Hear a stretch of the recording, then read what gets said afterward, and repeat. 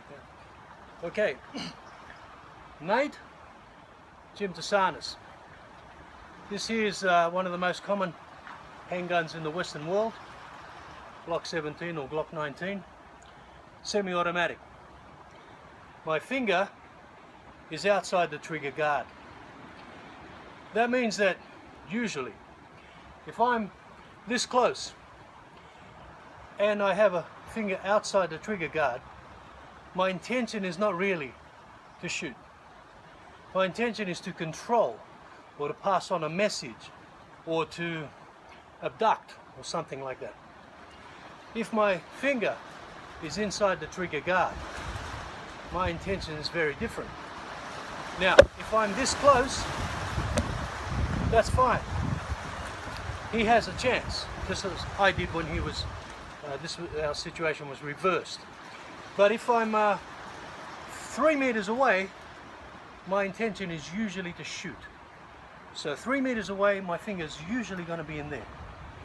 If I see or he sees that my finger is now outside, he knows that I've got some sort of training. That's usually the case. Some sort of official type of training, military, police, paramilitary, something where there's an inbuilt safety mechanism.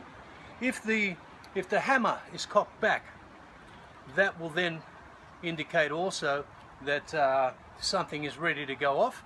And if the hammer is back and my finger is inside the trigger guard, then I'm on a hair trigger. That can go off just very, very suddenly. So the techniques you saw were to first move the trajectory of the round, of the pistol, of the bullet, sorry, away from my body.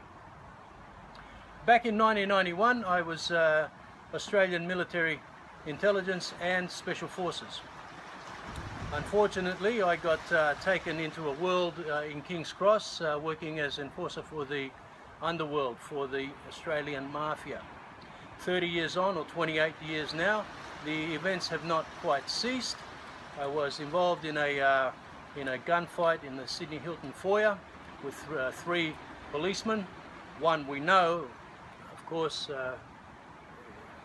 he's very corrupt. He went to prison, Craig MacDonald, and events escalated from there. It's quite a saga, quite a story. In 1999, I was gunned down in an ambush, a revenge attack. So as these things unfold and as we continue to see these revelations occurring, be aware, and the reason I mention that is be aware that with modern weapons today, we have electromagnetic frequency pulse weapons where entire cities can be blacked out. If that were to happen in this modern age of warfare, then usually what happens is gangs form in neighborhoods. Houses are raided for various purposes, especially if there's no food or water. After 9 days, people start to become homicidal, and after 15 days, people begin to cannibalize one on another. So hopefully these techniques are now showing you a few things that you can do to protect yourself should events change. And here in Australia, we are not we should not be as complacent as we seem to be. More on these matters and other things of importance and self-defense in the future, but my YouTubes, you can access those on Jim Taousanis YouTube or from my Facebook. Thanks, Nathan.